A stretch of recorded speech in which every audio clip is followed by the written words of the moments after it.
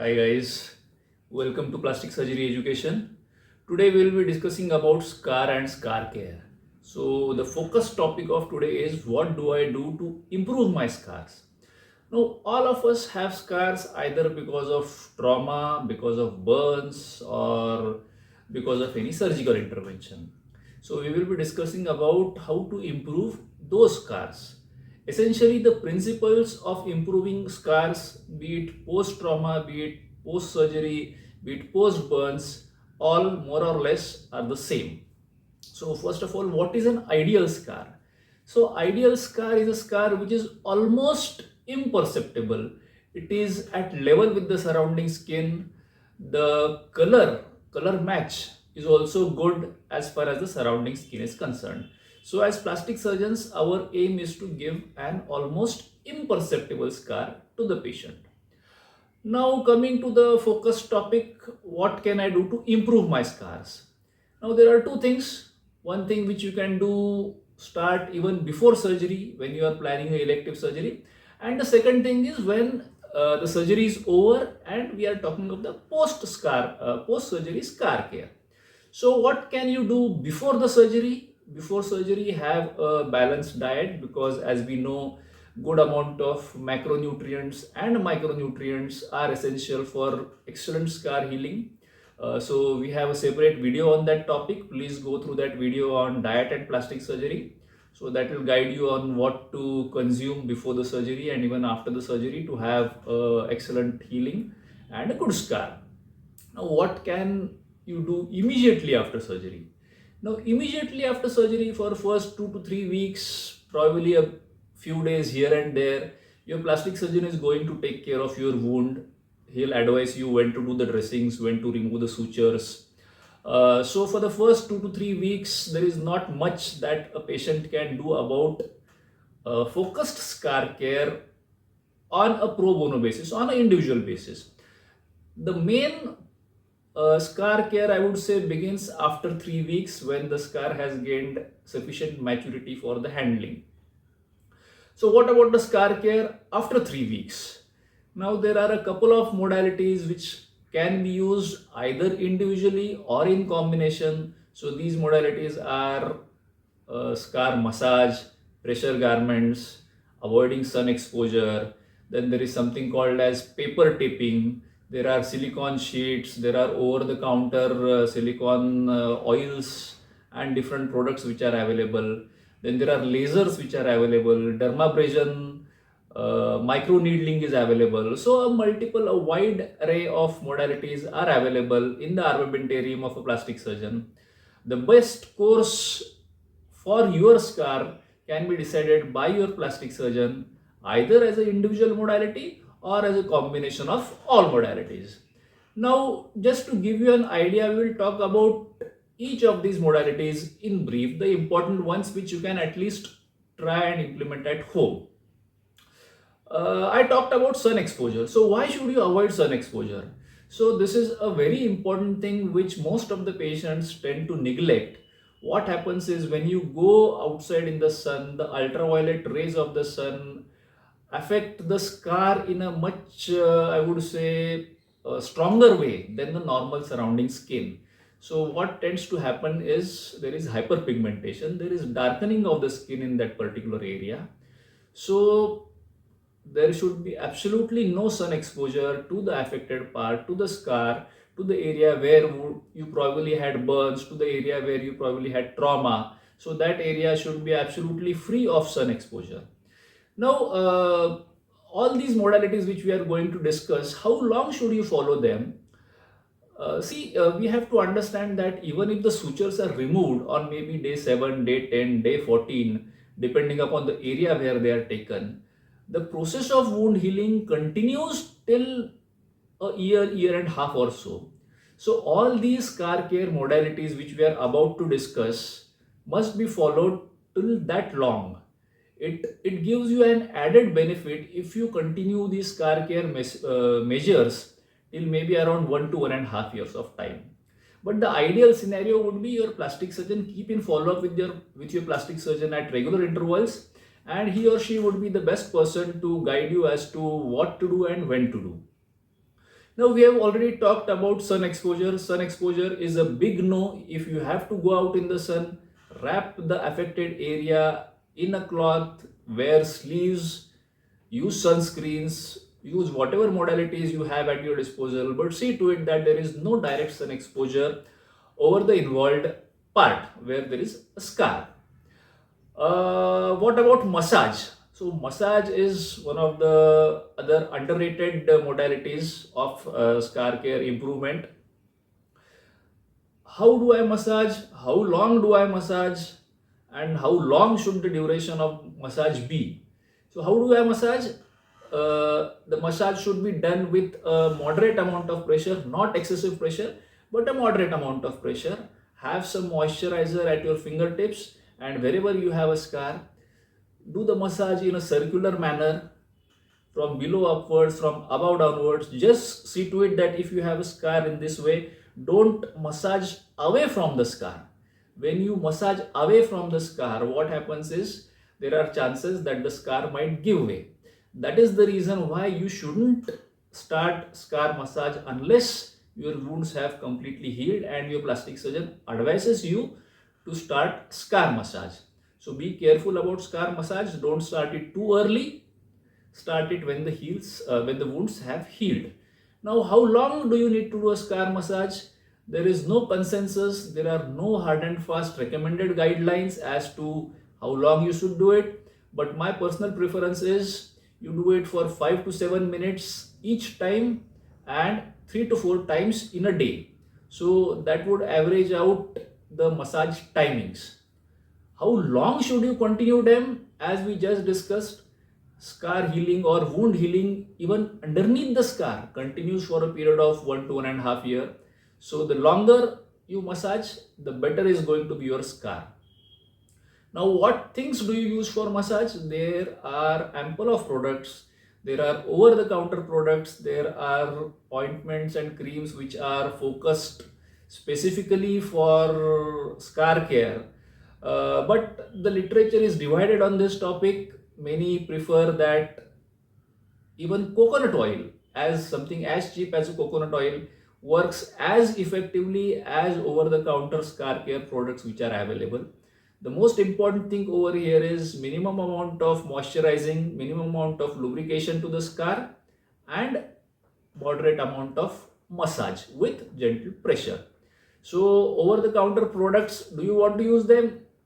You're free to use them. There is no harm in it. Just see to it that you don't use them excessively and you use them along with regular massage.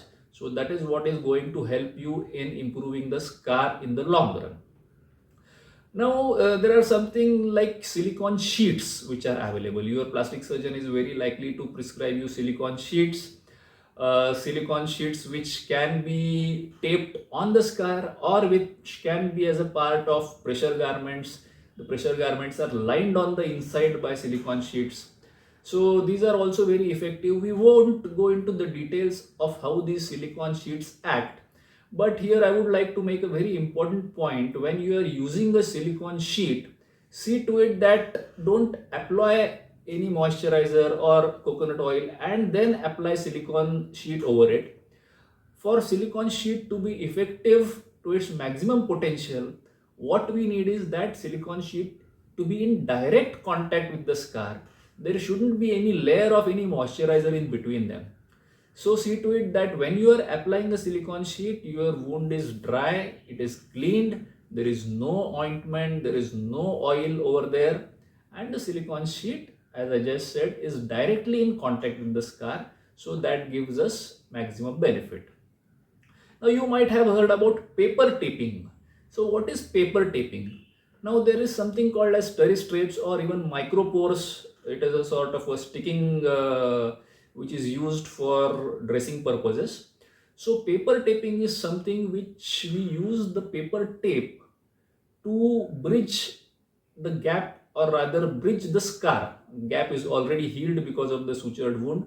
So if we have a scar over here, if we have a linear scar over here, the paper tapes are perpendicular to the axis of the scar.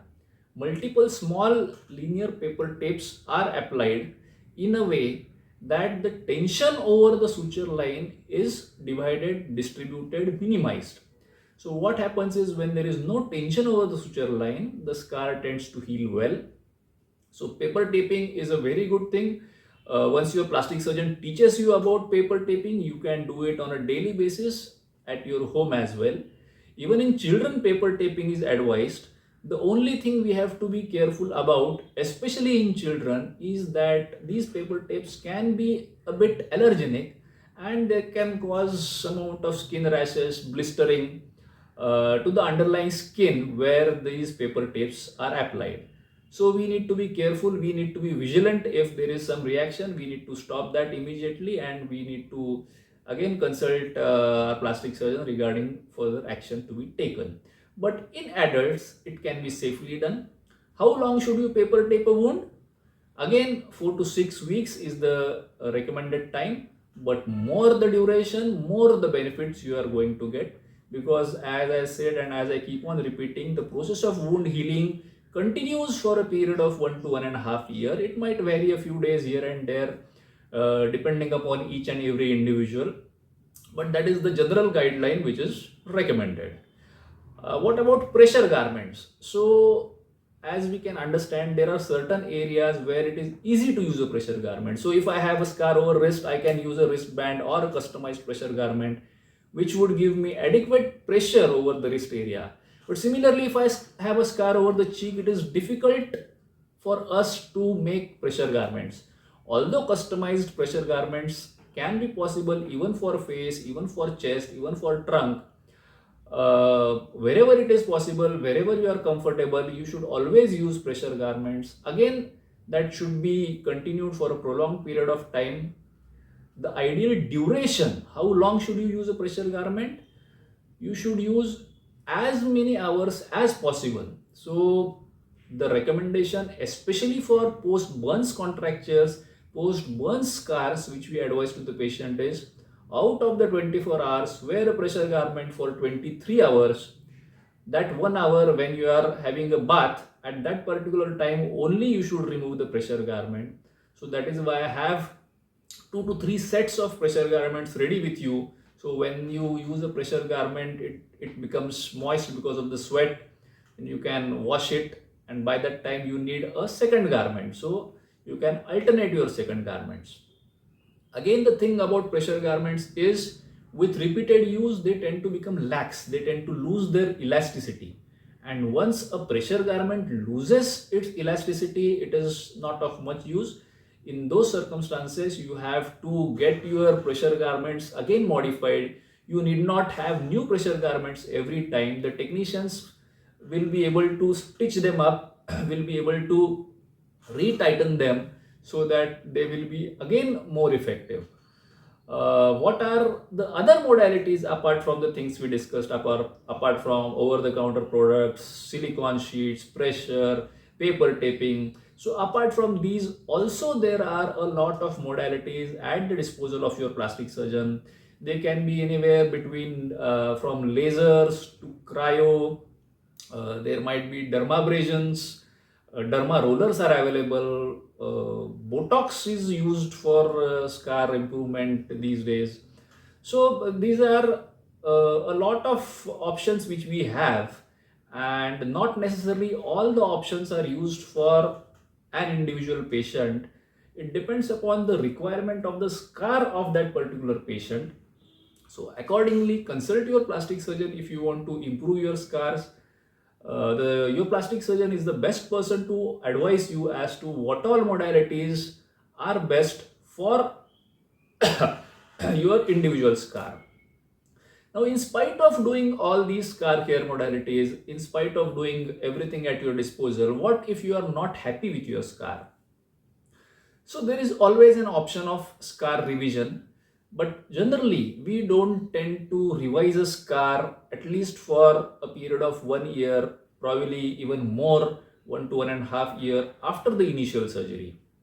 Because as I said, the healing process continues. It is not really advisable to go in again. Now you have had a scar and the healing process is still going on, and at the end of 6 months, if you are not happy, we again go in and revise.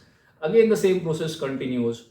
So it is better that we wait for at least 1 to 1.5 years before we go in and revise that particular scar. This has certain exceptions.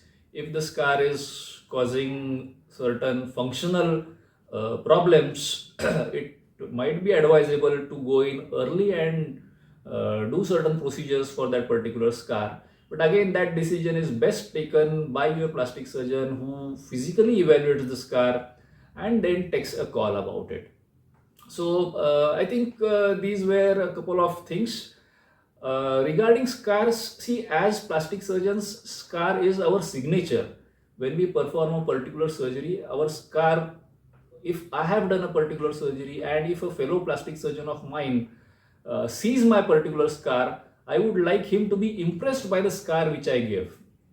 And that is my signature. So what is important in giving a good scar is not just the surgery, but the post-surgery scar care modalities as well. So here we need to understand that patient is equally important. The compliance of the patient towards the scar care is as important as the surgery which has been taken for that particular scar. So you need to be proactive, you need to take care of your own scar in a way that your scar would keep on improving over a period of time. So I think that was all, guys, regarding scar care.